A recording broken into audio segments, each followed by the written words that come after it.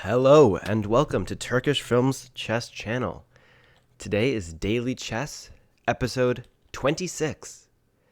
And we're going to be playing some 10-minute chess. Currently we're 1655. So we've dropped 54 rating points, but this game I don't intend to care about rating. We're just going to try to play some good chess. We're versus a 1754, and he goes for the Dutch defense. So in the Dutch, you can see he's grabbing control of the central light square. So I immediately challenge him on those squares, and I'm going to get a really good bishop on g2. Often his plan involves getting his knight to the really strong e4 post. And my plan revolves something around getting a regular-ish setup and then trying to blast open with e4, d5. So I'm going to hop on the diagonal like I said I was going to. You see how he's really protecting this central square right here. Now, for some reason, I was going to play c4.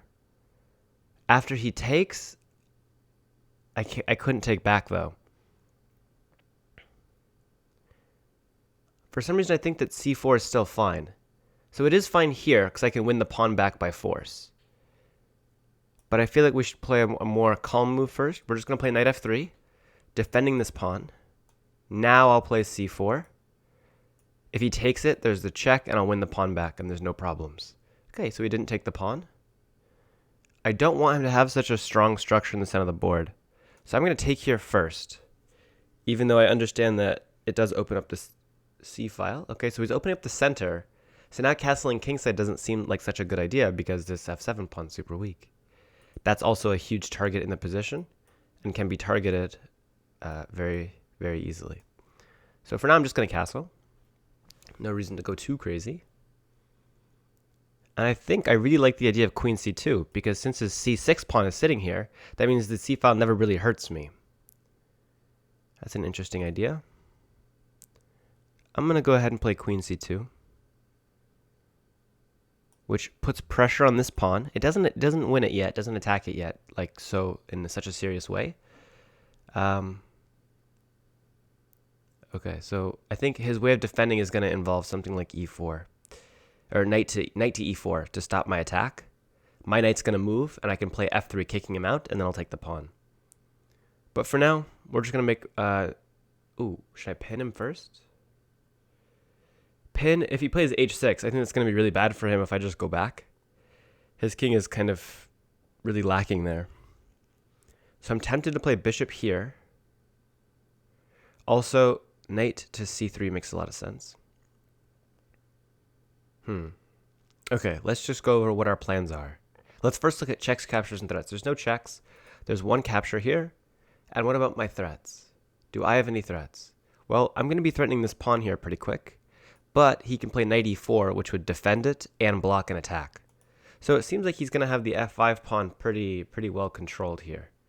So I don't know if that's my threat, but I still can develop and put pressure on that guy. Okay. What other threats can I have? Like I said, I can put my bishop here and pin this knight. Now that's not a threat. It's not a threat per se, because taking it wouldn't really help me too much. Although it would stop his main plan of having a knight defending his king. So if I put my bishop here, I feel like he has to respond. So I think we're going to play bishop to g5. Okay, this is a good defender of his king, and remember the knight was going to go here, which would block my queen's attack of the f5 pawn. This knight seems kind of important to his kingside defense, and so if I can take it off the board, he's going to take with the queen or the rook. Whoa, that really surprises me. So if I take, he's going to take with the rook, I guess. But I told him that I was going to take this, so I think I will. He takes with the rook now, I guess. But now there's some pressure here. So we have to figure out the best way to make use of our pressure on f5. This knight's a little bit awkward, or this rook's a little bit awkward. That would be a nice fork to make. The problem with that fork is he can take two different ways. So I think we're just going to develop and try to go after that central control. My question is this square better or is this square better? If I go to this square, if I go knight to d2, then I could go knight b3 to knight c5, hitting this pawn. But I think I'm just going to be normal about this. This also stops him from pushing this pawn for now. because I can take that guy with tempo and then take this pawn. So I think I like knight c3 a little bit better than knight d2, although knight d2 might be more accurate. Both of which help with e4. So I'm going to be really trying to push through e4. Whoops, not there. There. Like that. And if he has to take, then his kingside structure is just worse.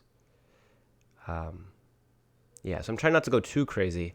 But I think I might have an advantage here. Because if you see the quality of pieces, right?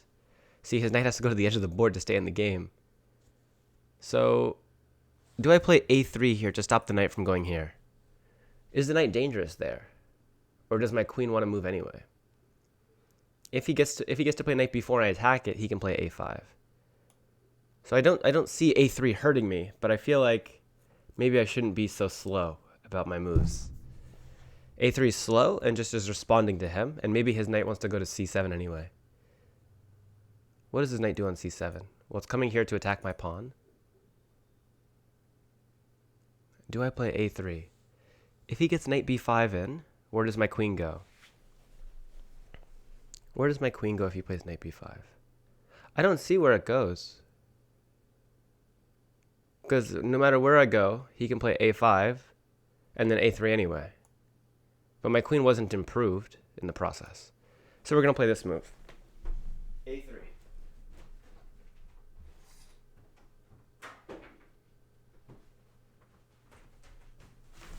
Okay, and he put his knight back on c7 like I had guessed. Sorry, I ran away to help my dog out. All right.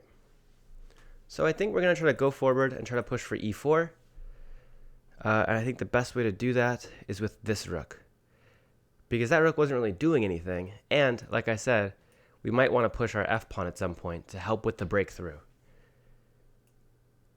This is also a very tempting move. Because now he can play this. Whoa. I feel like that isn't right. So this would be a good move to threaten checkmate. But what's my knight doing there? Right? That's what we always have to ask ourselves. What are our pieces doing there? Okay, what's the problem with playing f4 now? Or e4 now? Because it feels like he just let me play e4. Again, the threat is to play e5. And I feel like I've successfully broken through in the center. So I'm going to play e4. If he takes, I'm happy to take back with the f-pawn and release my rook. I don't feel like that was correct. I always have to keep in mind that I have this move with tempo. So we take with the rook, which attacks the queen. Right? So we get tempo on the queen. That's a good thing to do. So let's do it.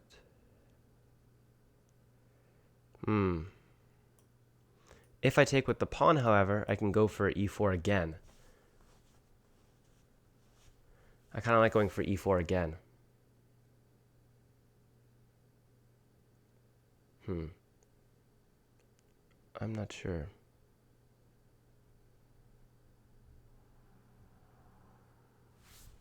Which way do I take? Okay, I can threaten checkmate first.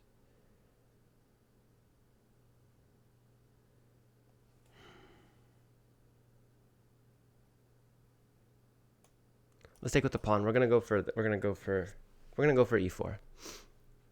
I think that e4 is the right plan to go for. Okay, so he tries to stop e4. Can I play it anyway? He has 2 attackers, I have 3 defenders.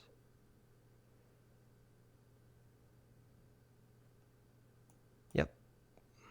Let's go for e4.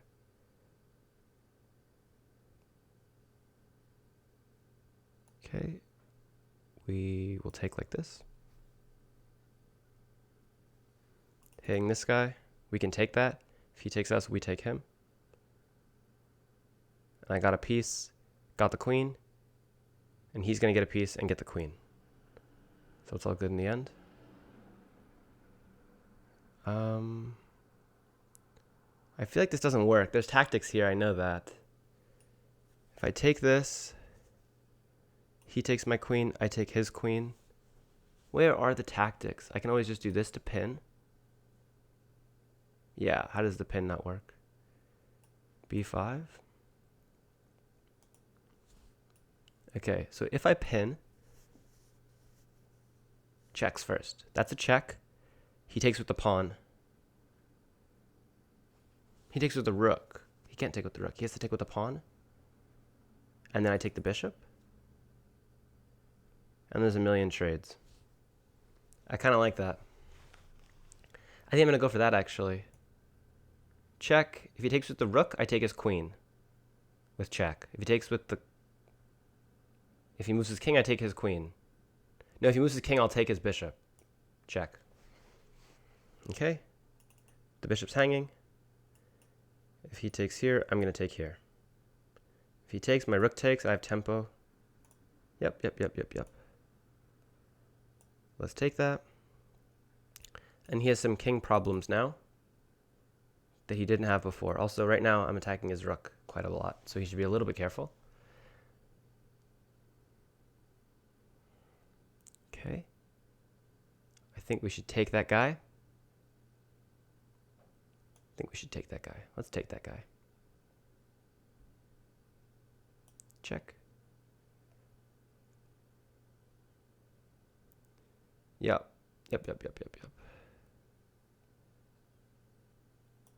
Bring our rook in the game. And we'll bring our bishop in the game and just have a full attack on this guy here.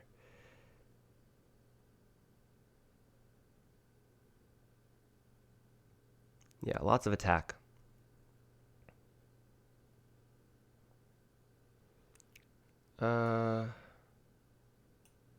More attack. More attack. Yep, more attack. Really going after this guy. So he's going to move the knights. And I'll take this with check.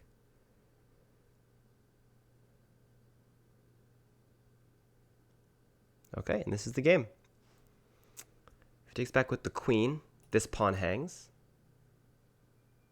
Yep, so he can't take back with the queen. I want to get my bishop to this square. That would be really nice. Actually, there's a cool threat. Going here. And that's the threat. Winning the queen. Let's see if he sees it. So knight back is a very natural move to make. Move our king up in the endgame. Defend our pawns.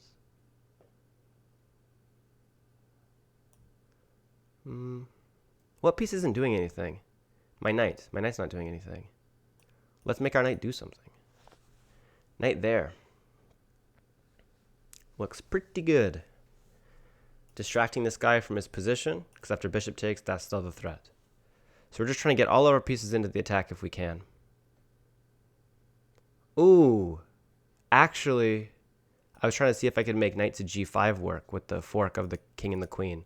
But it never does because I have to use a piece to do that. And so I don't have that piece. Okay, so I want to play b4 at some opportune moment. Whoa. Checks captures threats. There's a check. Let's stop the check. Right? Yep, we stopped the check. Still defending the pawn. That threat still comes. So knight here is the plan still. Knight f5, attacking the bishop and the knight. So we should probably take that, and I'll take back with the bishop. Okay, knight here.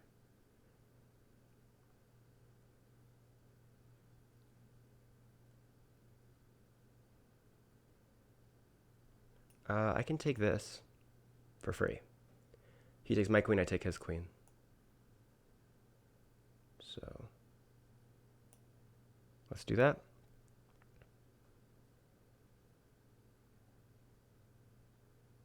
Yeah, he just dropped a piece there. I have very little time on the clock, but that's okay. We're not too concerned. I want this knight to move. I want that knight to move. I also had this check. Should have thought about that check a little bit more, but I don't see anything. Yep. Okay. Ooh, scary. Scary. Let's play this move. Attacking the queen again. Oh, now we have this check. We'll play checks when we have them.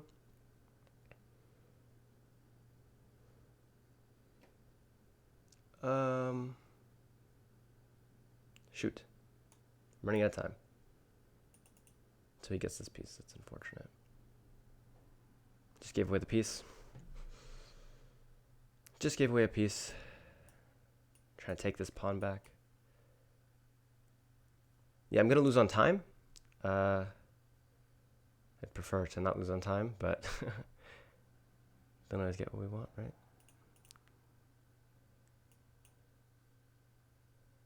Okay, and now the game's just over. If I had tricks, I don't have them anymore.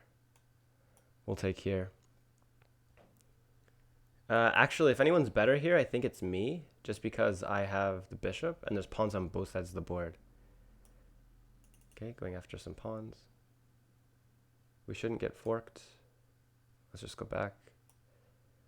This corner here. Oh, that'd be a terrible move.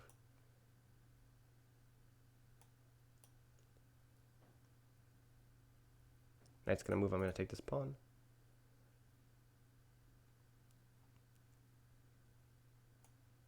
Oops, out of time. All right. Well, that was episode 26. We ran out of time, which is unfortunate, but I think it was overall a good game. We're currently 1648. Thank you so much for watching this episode of Daily Chess with Turkish Films.